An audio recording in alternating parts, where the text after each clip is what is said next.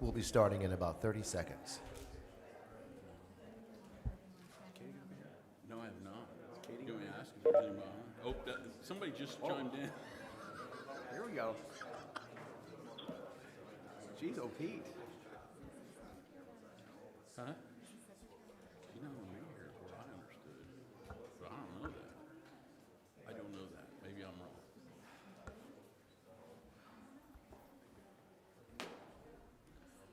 Hey, it's 9 o'clock. Good morning, everyone. I would like to call the October 13th, 2021 meeting of the State Board of Education to order. Roll call, please.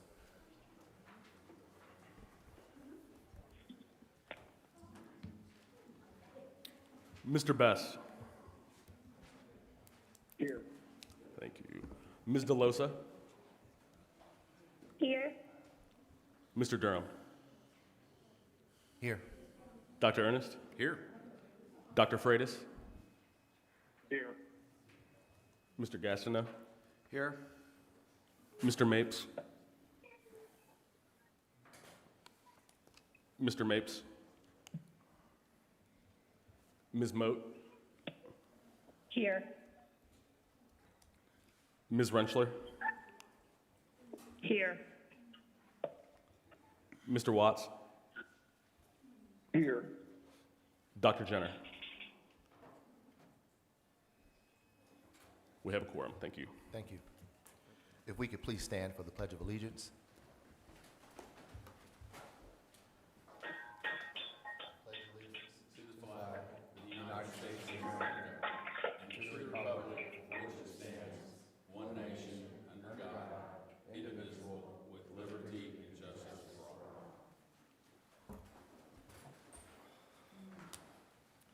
Is there a motion to approve the agenda?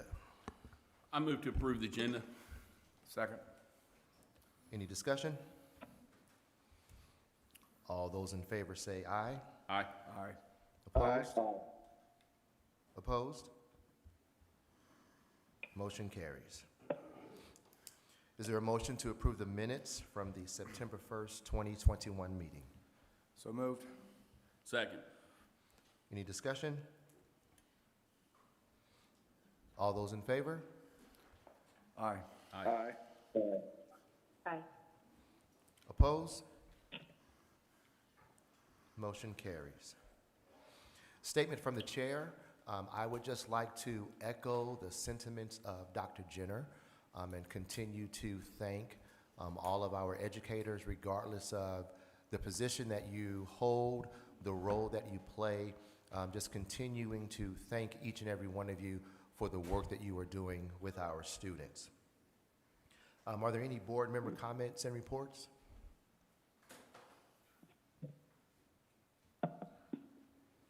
All right. Public comment? Yes, we have quite a few. Okay. First up, Ms. Lorena Carter.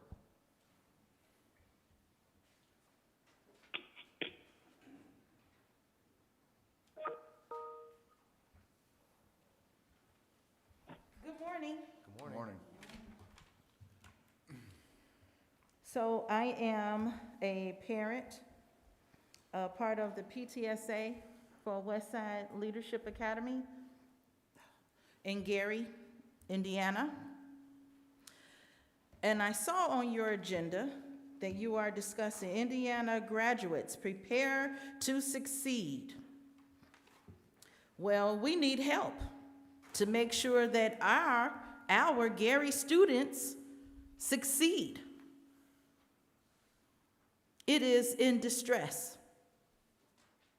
We need your help. And I know you all have told us before that you don't have anything to do with what DUAB does or what's going on, but you have influence. And we are here pleading again. And we're asking you to help us. If our children do not graduate and they are on the track to not graduate, what kind of neighbors do you think they're going to be? Yeah, right now they live in Gary, but what happens when they begin to relocate to your community, to your neighborhood? What do you think, how do you think you will feel Every time you go out the door, somebody may be coming into your house because they don't have an education, they don't have trade skills, they don't have a job. I want you all to consider what is taking place in Gary. Our schools are still in distress. And we need your help. We need your influence. We need you to partner with us. It's like you all don't really care. It was only a couple of years ago when Jenner, I want to say Sandlin and Walker, they came and they did a walkthrough through all our schools. And do you know absolutely nothing has changed since then? I mean, not one thing. Other than the graduation rate is even worse than it was before. So I'm just pleading with you all to look on our city and help us with what is going on in the city of Gary and our school district. Thank you. Thank you, Ms. Carter. Up next, Ms. Pauline Bird Atkins Tatum. Is that correct? Yes. Then Ms. Tracy Coleman will be up next.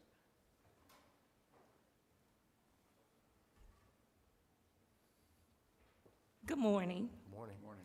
My name is Pauline Bird Atkins Tatum, and I am the granddaughter of H. Theo Tatum, who served as principal of Gary Roosevelt from 1933 to 1961. State Board of Education, the Roosevelt alumni want you to hear our voices. 1,321 alumni have signed to have Roosevelt preserved as a historic state museum. Why is this important? Crispus Attucks is a state museum. Ball State University has a virtual museum which talks about Roosevelt High School. And also, the Emerson 18 is very responsible. This is the late Hazel Sanders. Her son is Vernon Smith. If it was not for the Emerson 18, Roosevelt would have not been into existence. These are all the principals of Gary Roosevelt High School. This is Mr. McFarland, and this is my grandfather. My grandfather, when he assumed the principalship in 1933, William Wirt told him the following: all you're to do is keep the Negro quiet. His response, no. He knew he had a target on his back during that Jim Crow era, but he knew the Negro needed to understand value, and he knew his faith in God would help him to ensure the kids in Gary, Indiana, and Lake County, Indiana, would be successful. And he did that. He set the seed. We celebrated our marker, which was last year on the 20th. If you go through this book,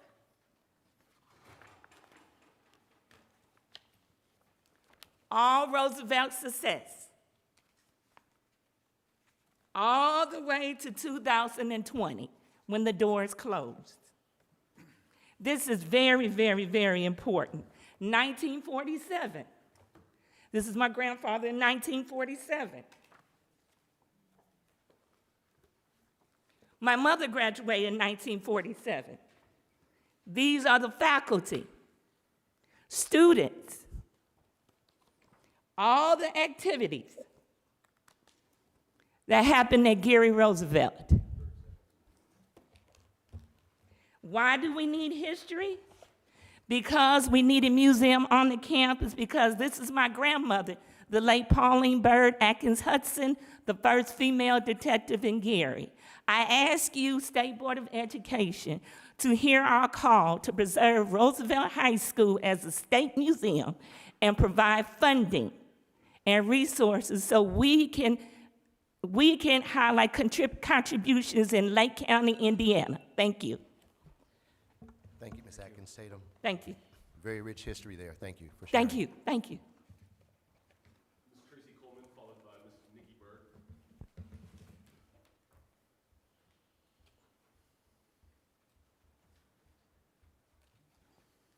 Good morning.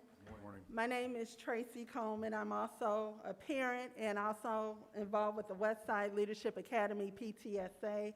This board looked at HB 1514 and said we needed to end state takeovers. But you forgot about Gary. We're still in takeover.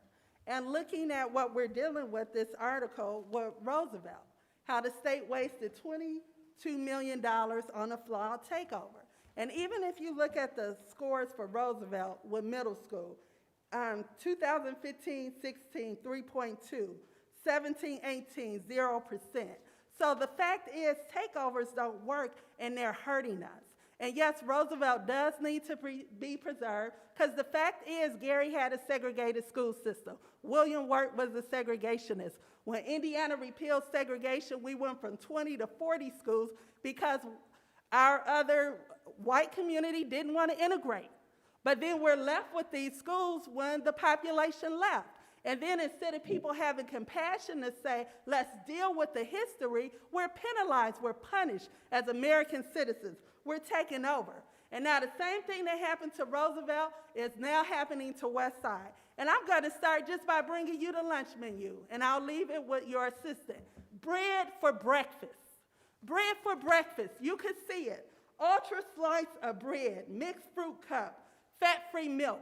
Now you're going to extend the school day, and instead of giving the children more, where the community has passed a referendum, people are supporting the schools.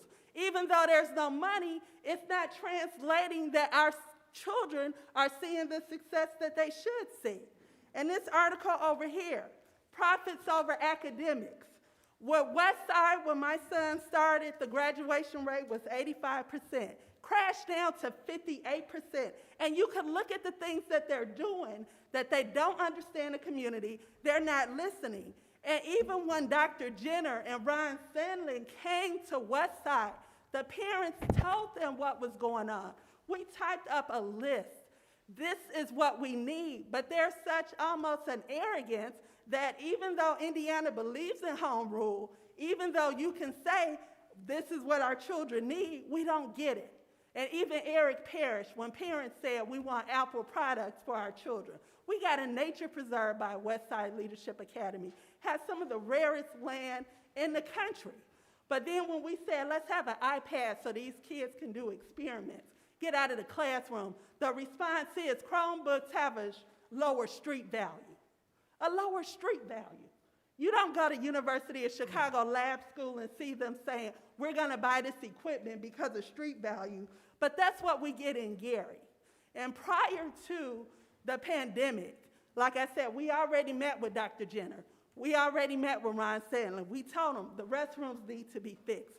The football field needs to be fixed. These are economic issues. But instead of it being fixed this Friday, we have a great football team. They have to play their homecoming game at another school because even though the money is there, these children aren't seeing these things being repaired. Our Westside Leadership Academy has pushed for freedom. I'm in America and I'm asking you for freedom. Forgive the debt, restore local control, engage the community, employer superintendent, designate funding to make Roosevelt a museum, operate on the funds, and make the monies available through COVID to help our children. Please, we need you to act. Eventually in America, people have to have compassion and stop treating people in this manner. Freedom. Thank you, Ms. Coleman. Ms. Nikki Bird, followed by Mr. John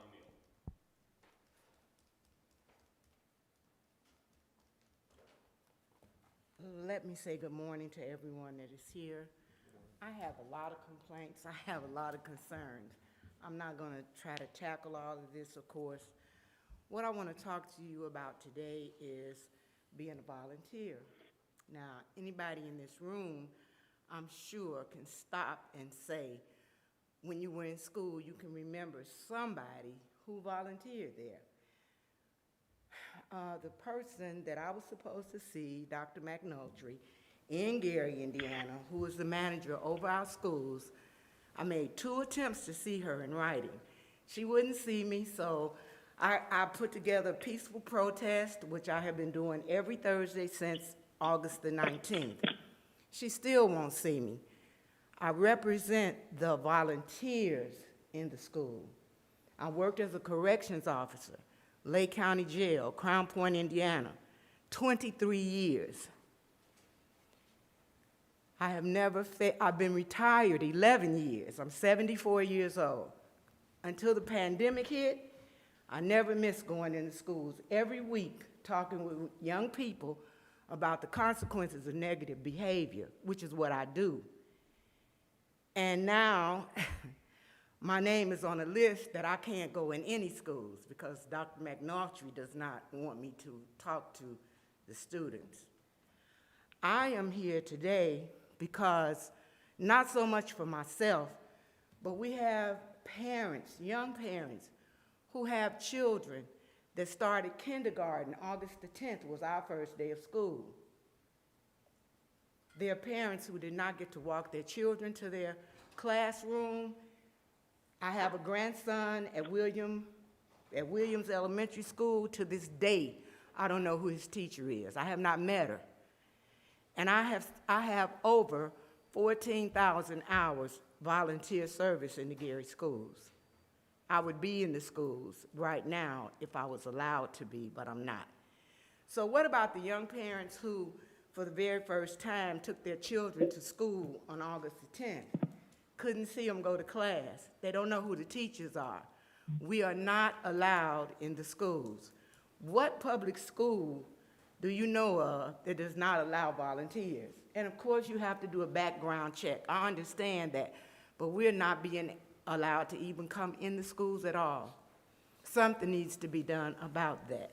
We have a lot of issues. I have some very serious concerns, but I think volunteer service is just as important as anything else that's going on in the schools. We need volunteers in the schools. The teachers, the principals cannot do everything. So with that in mind, I would really appreciate some consideration being given to something being done so that, you know, the people who qualify to be volunteers can do that. That's my main concern for today, and I just wanted to bring that to your attention. And if I can leave this with someone so they can look over it, I'll be happy to do it, because like I said, there are some other concerns, and they are very serious concerns. I thank you for your time. Thank you, Ms. Byrd. Thank you. Mr. John O'Neill, followed by Ms. Wardell.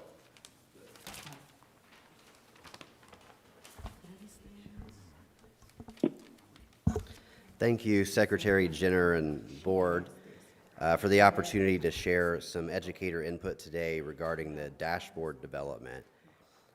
Just as a brief background, ISTA supported several provisions in HEA 1514 last session, including the concept of dashboard indicators, preferably with locally developed metrics.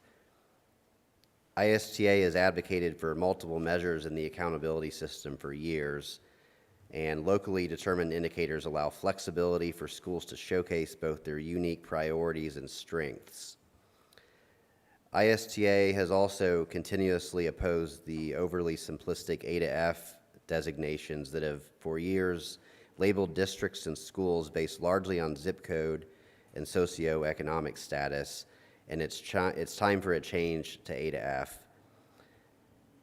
We also continue to oppose the heavy reliance on statewide standardized assessments as a single snapshot measure that fails to capture the full range of student learning and environment.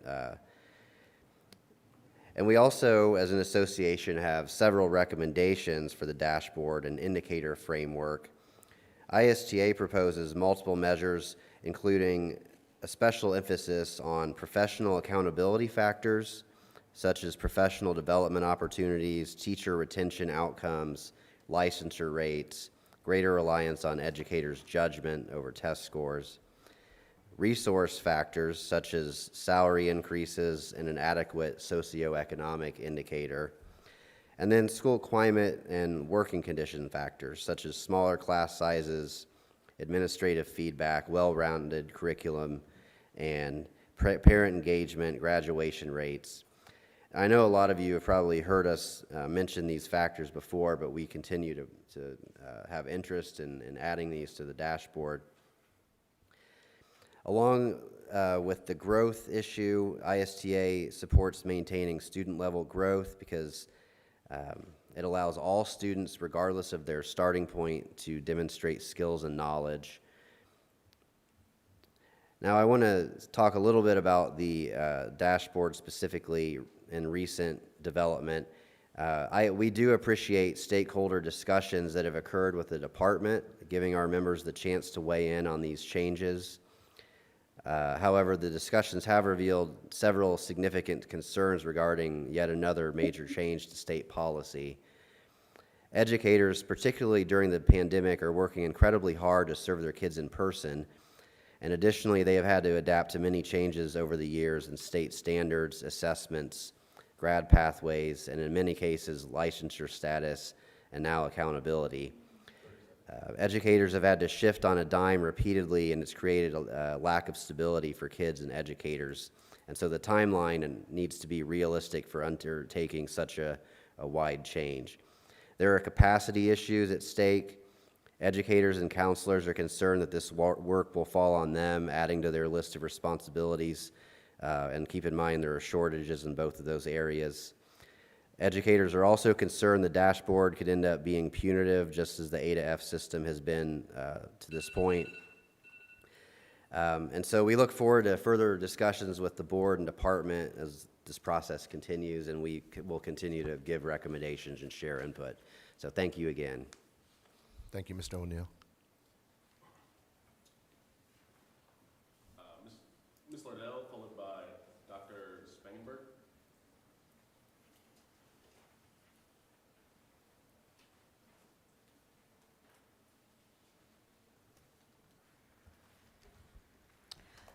First of all, I want to say God bless you and good morning to everybody.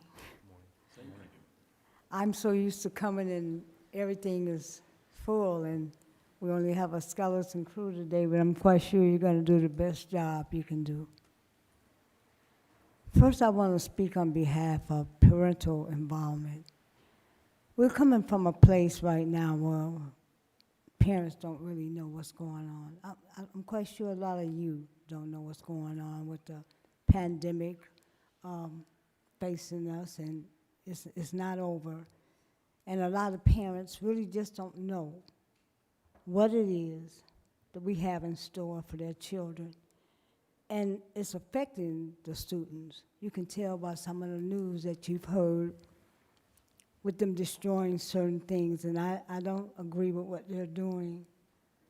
But there's a lot going on right now. Mental illness is at an all-time high, which affects our special needs children and our children that are just having problems. And a lot of the parents really and truly are at their wits' end. I will come representing the Title I program. And Title I was specifically designed for low-income and disadvantaged students and for students that were having academic problems in school. One of the criteria for Title I also was that the parents would be involved. And I just heard a parent, grandparent, who once was an officer of the law, describe how she's not being allowed to come into the schools. We're at a time right now when we need each other. We're going to stop pointing our finger at each other and join together and try to make the best of things for our students. Right now, I'm afraid and concerned for the children that are getting ready to graduate, because I really can't see in the last 2 years anything that we've really been able to really wrap our arms around and say this has been progress for our children. I know we tried virtual education, but even we're having a hard time with that. I'm almost ready to go and do like the parents say, hold up a sign and say 2 more years. Give them 4 more years. If possible, give them a free education. They need that, you know, in order for them to be able to compete in a global society. And I'm quite sure the United States is not the only one having that problem. Our children are going to need more time. and we're going to have to give it to them. Getting back to the parents, Title I law says that parents must be involved in their children's education. Thank you. And that they also must come with innovative ideas in which to help. I ask you to please consider this. Consider talking to whoever it is that you need to talk to from Northwest Indiana concerning their children, so that all children will have a better education for our future. Thank you. Thank you.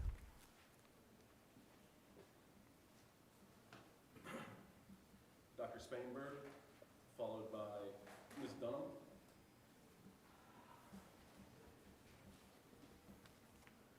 Good morning. My name is Dr. Michaela Spangenberg. I'm a resident of Gary, Indiana, and I help to facilitate a group called the Gary Education Coalition, which is just basically a coalition seeking to bring community members together for change, for positive change for our students. And we need a lot of change.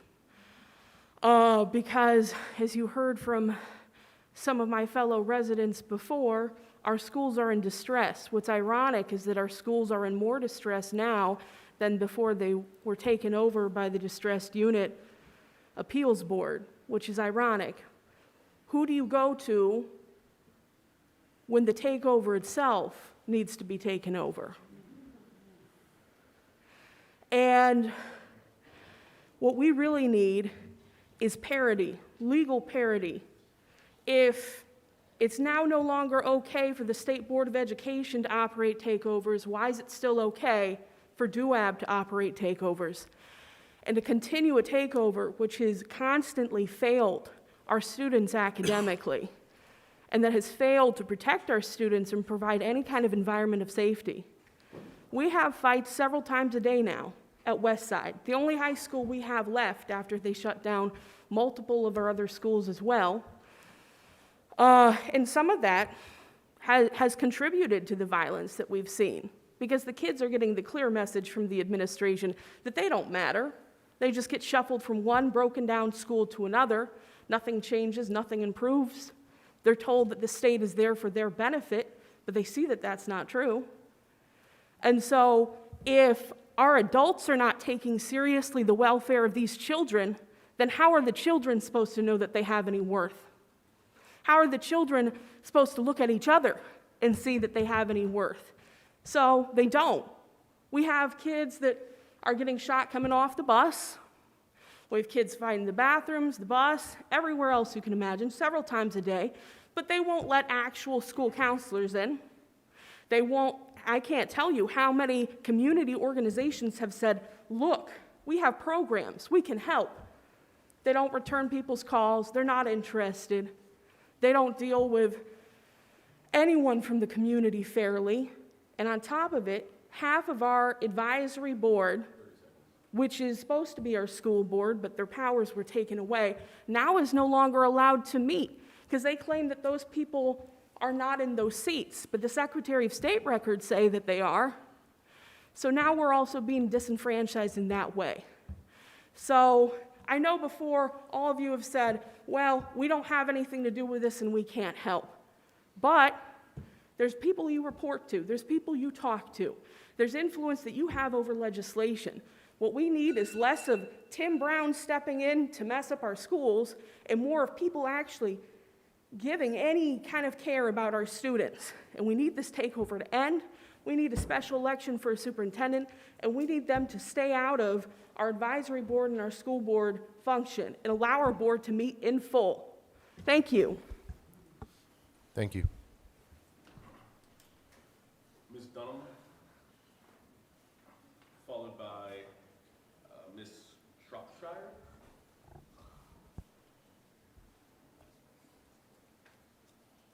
Good morning, gentlemen, and to the other board members that may be on listening in another way.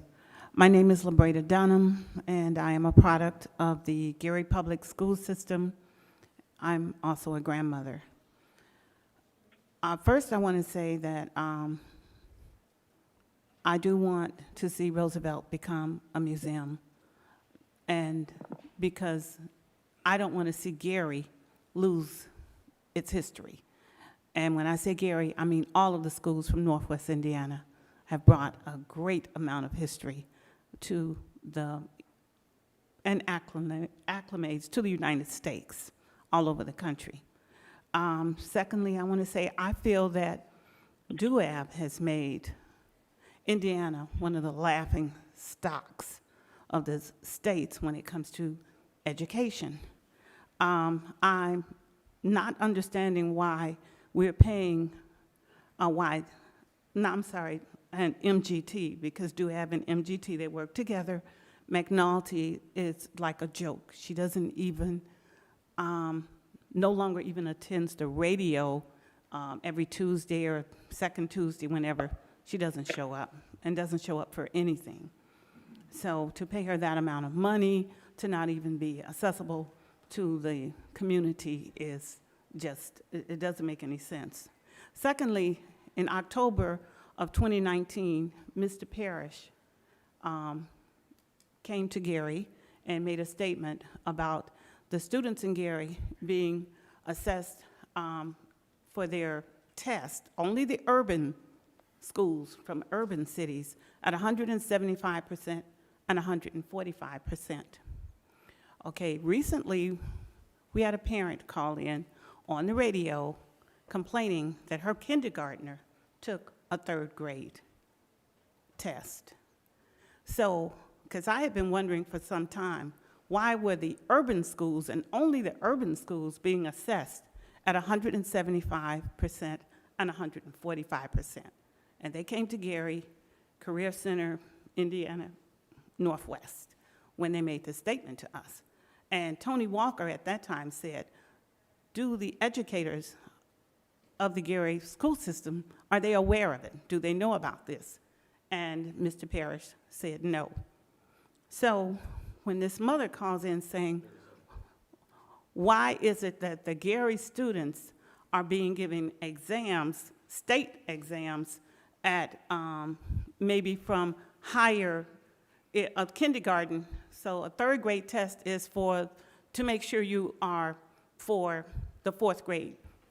So if a kindergartner gets a third grade test, then that means that kindergartner is being assessed on a fourth grade level. So I now understand what Mr. Parrish means, and that's why I say MGT and DUAB are making Indiana education a laughing stock for the United States, and they're being paid for us to do worse. I think Parrish said, the worse the Gary public school system does, the more money goes out. So that's all I have to say. And if you guys look on your notes, that was done. Thank you. Ms. Shropshire? And that concludes public comments. Very good. Thank you. Is there a motion to approve the consent agenda? So moved. Second. Any discussion? We have a motion and a second. Roll call, please. Mr. Bess? Yes. Ms. DeLosa? Yes. Mr. Durham? Yes. Dr. Ernest? Yes. Dr. Freitas?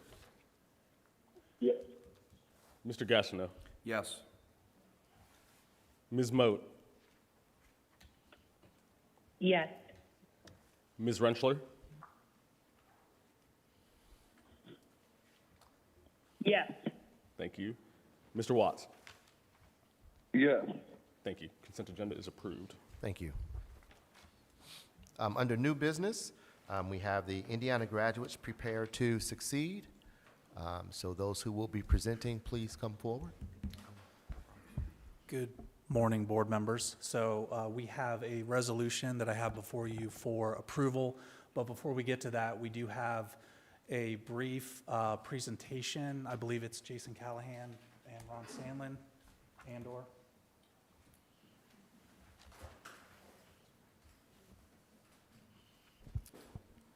Good morning. It is our pleasure to be able to present on the Indiana Graduates Prepared to Succeed, or Indiana GPS, to the State Board of Education this morning. I'll begin by providing a brief overview of the guiding principles and vision for our profile, and then I'll turn the presentation over to Senior Director of Performance and Transformation, Mr. Ron Sandlin, who'll go into the details of the 5 characteristics that make up the profile. After our presentation, we'll ask the board to move forward, as Mr. Murphy said, on a resolution affirming the characteristics for the Indiana Graduates Prepared to Succeed profile, and to begin our work on identifying indicators that will build out the performance dashboard.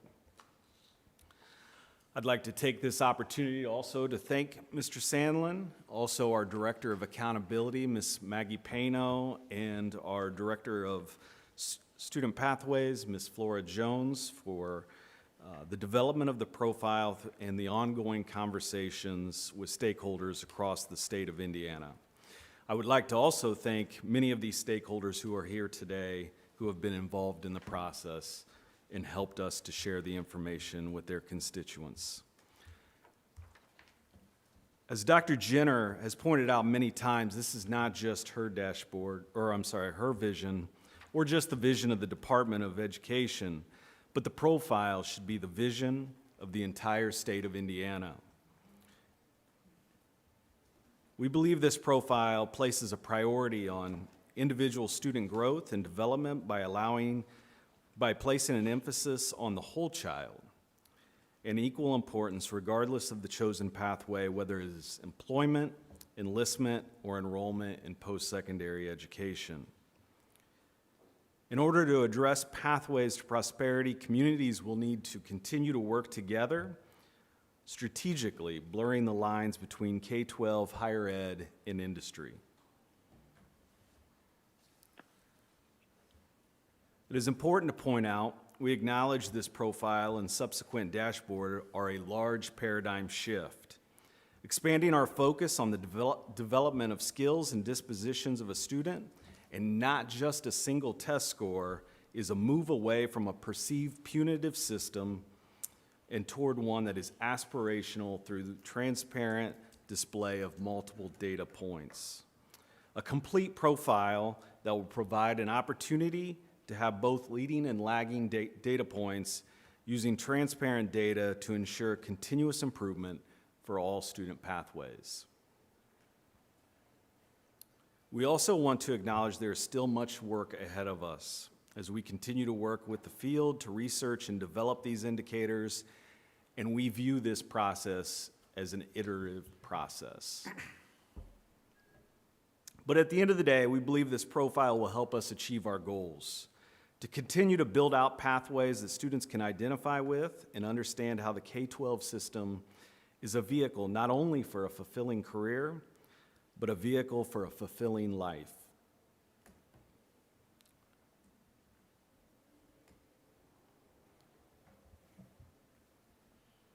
At this time, I'm going to turn it over to Mr. Sandlin, who's going to go into detail about the 5 characteristics.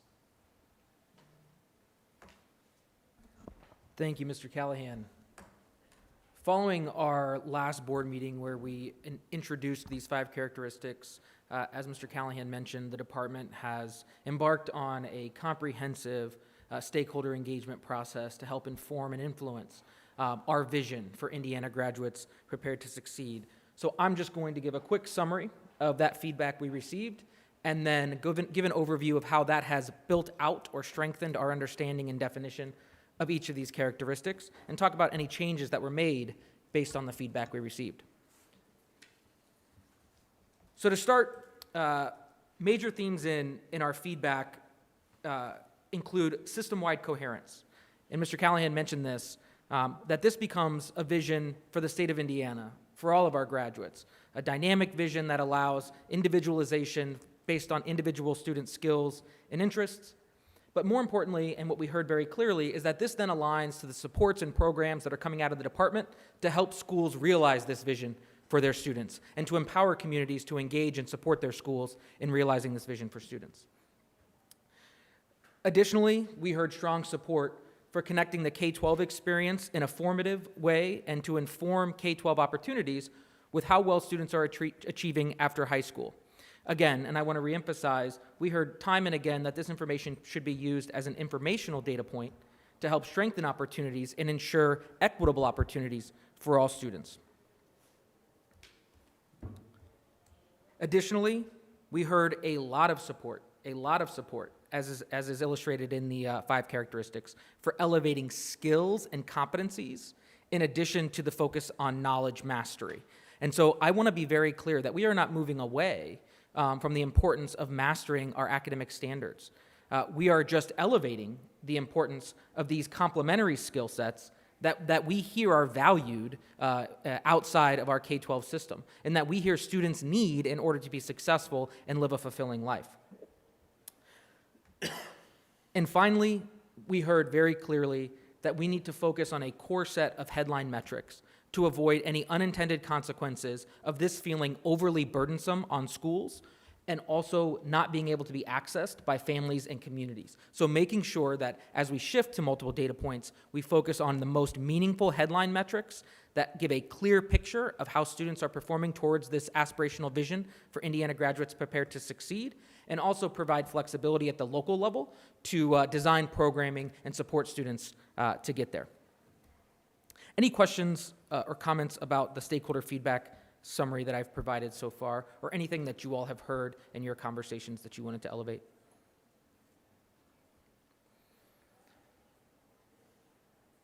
Ron, one of the things that I don't want to lose sight of in this, and I understand the difference between informational and being a stick or punitive kinds of things, right? But I also don't want us to forget, though, that we need that piece that's informational about outcomes, and it's been very clear where I've been on that kind of a piece, right? But we also do need to use it, right, to know where our students are and those kinds of things. So I think we have to make sure when we say informational that it's information that's getting used in some meaningful way, right? Because it does matter where our kids end up after they graduate. I know it's a novel idea, but it does matter where our kids end up after they graduate. And I do not want us in this process to lose sight of, because if we're ever going to get away from and I'm like you, I don't want us to ever, we still need to know where students are. We need to know they can read in the 3rd grade. I've never been against that. But if we're gonna make the rotisserie of testing, it's a new term for me, the rotisserie of testing meaningful, we've got to add some things, and I would even argue subtract some things in that process, right? That then get us to what can our kids really do when they get out of school. And I just don't, I apologize for jumping in, but I don't want us to ever lose sight of that, right? Information's one thing, but if we just throw it out there and we don't ever do anything with it, then it's kind of not meaningful either, right? And if I could, in the feedback we heard, I think that goes to the coherent system, right? That educators and stakeholders outside of education, so community members, employers, are eager for this information, but you're absolutely right. They have been very clear and unequivocal in their advocacy for a coherent system that says if you're going to give us this information, are you then going to develop programming, supports, guidance to help us take action on this information? And I think we would be, we would not be doing our job if we simply just reported out information and told communities good luck. And I am actually excited as we move forward for the work that is coming out of the department to do just that, to activate communities, to be a real, meaningful partner, and this is happening across the state, so I want to be clear, I'm not saying this isn't happening, in developing these meaningful pathways for students and creating opportunities for students to engage in the workplace or experience work-based type experiences for redundancy's sake while they're in high school, and start to challenge and force us to rethink from a policy landscape. What are the restrictions or barriers that are inhibiting that, and how can then we rethink some of the larger policy framework, right, that within which this is operating. So I think we absolutely agree, and I will definitely do better on talking about actionable information, right? It's not just for informational sake, it's actionable. We want to provide actionable information and then buttress that with clear and concise programming, guidance, and supports to help activate communities to really rethink the educational opportunities that are provided to all of our students, and also elevate the great ones that are out there right now, because it is happening. Dr. Jenner talks a lot about. I don't want to get the name wrong, but I know it's a school corporation on the western side of the state that has increased the number of students graduating with the Indiana College Core tremendously. Right? That is because they've fundamentally rethought their high school opportunities for kids. We need to elevate that and expand it and think about how other folks can do it as well. So I hear you loud and clear, and I want to make sure I'll definitely incorporate that into my talking points as I move forward to make sure that that's clear.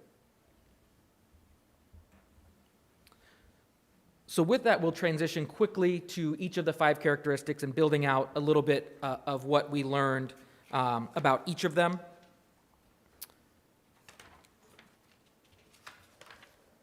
And so the first, academic mastery, in hearing and talking to folks, it was clear that it's not only getting the content and internalizing the content, passing the test, critically important, but also applying that content.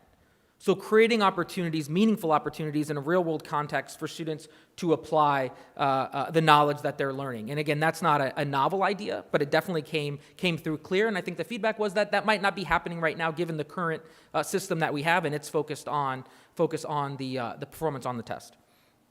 And then elevating critical benchmarks along the way. So really thinking about this continuum and making sure that our information that we're sending out are those headline pieces, third grade or primary literacy, right? The development and cultivation of advanced STEM coursework in middle school, and then meaningful career pathways in the high school space.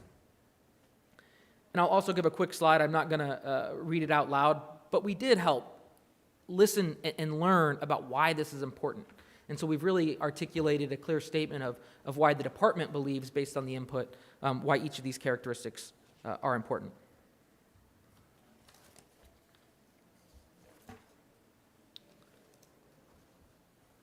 The next characteristic, career and post-secondary readiness, credentials and experiences, has been workshopped a little bit, I believe, from the last board meeting. But I think it's important, and what we heard loud and clear is that this can't just be about a terminal credential. That is critically important to the pathway, that students are walking across that high school graduation stage equipped with a credential of currency and a path forward, a vision that they are not stepping down off that graduation stage, but they are stepping up into the next phase of their life with confidence and assurance. But that we create a holistic experience for students that includes customized coursework, right? Meaningful work-based learning experiences tied specifically to their interests and skills.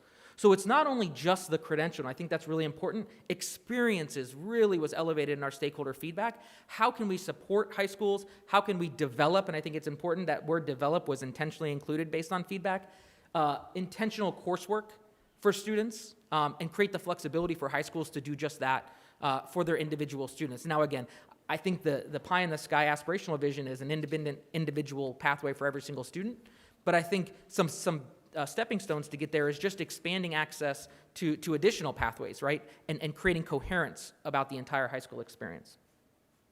And I talked a lot about why this is important just in my explanation. Communication and collaboration, consistently endorsed. This is our first shift over to kind of the skills side of things. And this is kind of an example of us elevating, in addition to academic mastery and those post-secondary credentials, students need to be equipped with real-world skills necessary to be successful in their lives. And communication and collaboration was endorsed within the K-12 system, within communities, and from our workforce partners, top to bottom. And I think it's important that we help schools think about communication and collaboration, not only while students are in K-12, but what that looks like in the real world. And a lot of the conversations that we had with stakeholders was, a lot of times in our high schools, it is heterogeneous, don't get me wrong, but we're mostly grouped with kids that are our same age. We're mostly grouped with kids from our general community or neighborhood area. Look at this right now. I'm presenting to folks. We all graduated high school at different times, came from different areas around the country. So it's important that we think about communication and collaboration in the real world, not just within the K-12 system. So that's something we'll be focused on as we build out the indicators, as also build out the supports and programs from the department's perspective.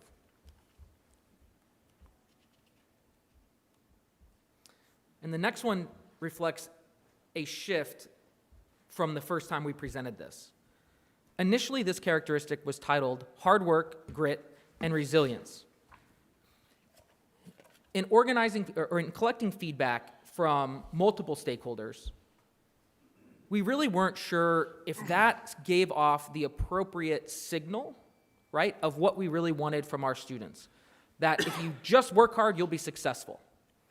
And because I think we have some opportunity gap issues within our system that need to be addressed as well. That just hard work and an equal level of hard work will not always, right, get a student over the bar. But we need a commitment, right? We need a competency, a disposition of work ethic, and then complement that with equitable educational opportunities, and we will see more kids succeed. So in shifting this, we shifted from just hard work, grit, and resilience to a kind of broader definition of work ethic. And as we build this out, we'll continue to think about it and process it. And as we build out indicators here on this one, we'll probably refine because we need to get to headlines, as we heard very clearly from the feedback. But I did want to highlight that this was a shift from the original characteristics, and it's based directly on feedback that we received, that our initial wording might have been a little bit exclusive. It might not have reflected the experiences of all communities and all kids, and that this kind of provides a larger umbrella, and there's still a little bit of work to do here.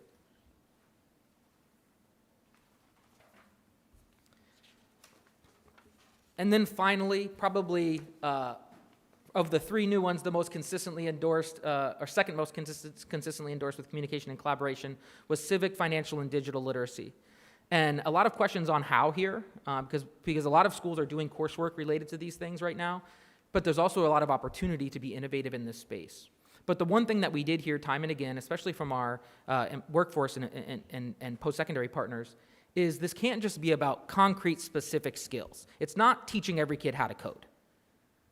It's about building competency around these things, right? The literacy piece is just understanding how these systems work so that then if you are asked to or tasked with in the real world to work within a digital or technological infrastructure to solve a problem, you're able and you're nimble within that system to use the tools effectively, right? So yes, coding is important, and there are going to be kids that are on a computer science pathway that coding is going to be incredibly important for them. But I think it's clear that what we heard from feedback is this isn't just teach every kid how to balance a checkbook. Important, but it's more about building the competencies around what is financial literacy, how do you stay out of trouble financially, how is the financial system set up to benefit you, how can it get you in trouble, right? So building the larger understanding of these real world systems, because what I say is either students are competent in these and they can experience them when they get into the real world, or they are going to be subject to them. Because we cannot get out of our governmental or civic system. Technology is here to stay, and our financial system, we all engage with it every day in our lives. And so you've seen this timeline before, and we are still on time. As I mentioned last meeting, we collected feedback. We're bringing back characteristics and asking you, as Mr. Murphy mentioned, through resolution, for the authority to go and pursue vigorously indicators aligned to these characteristics as defined today, as I shared today, and come back to you in November with a set for your reflection and feedback, and then in December, come back with a final set of indicators that will inform the dashboard. Throughout that entire timeline, we will continue our proactive community and stakeholder engagement around these indicators and these characteristics. Not only did we do an open survey that anyone could fill out, but we also have targeted stakeholder group meetings, really on a consistent basis, multiple times a week, as we continue to work, and that work will continue. And I just wanted to emphasize that work is not over now that we've identified the characteristics. We need their help identifying and elevating those headline metrics. And so with that, I will turn it over to you all for any questions or comments about the content. Questions or comments for Jason or Ron?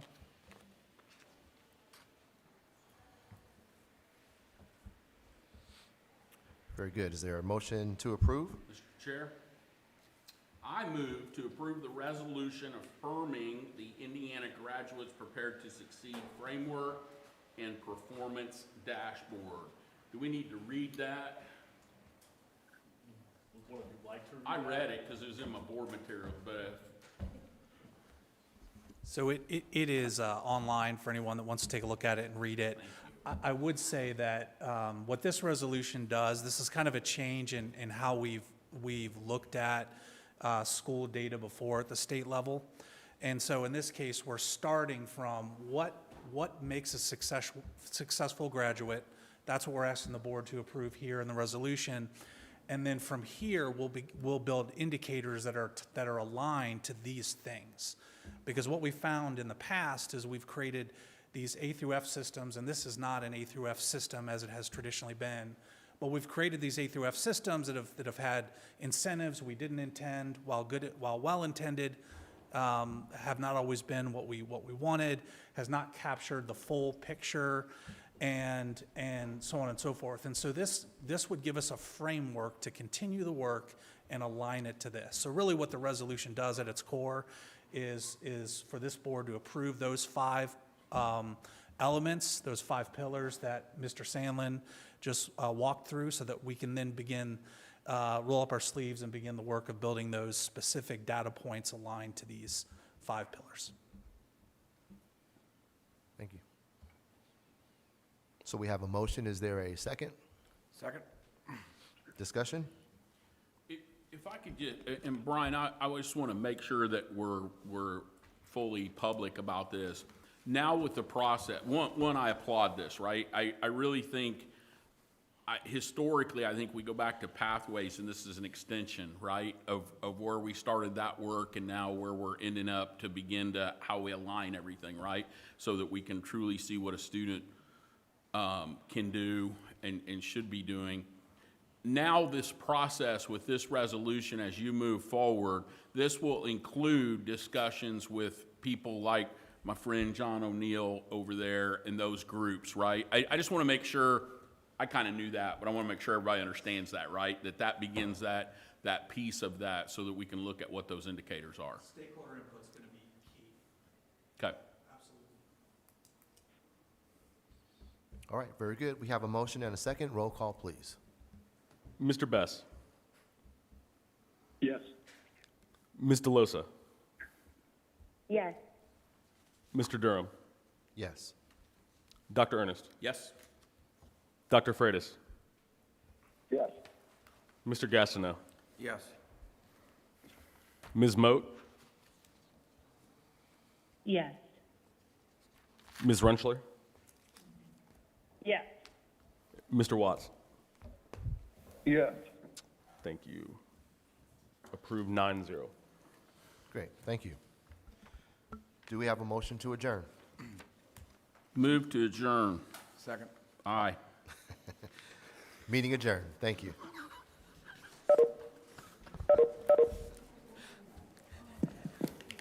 We really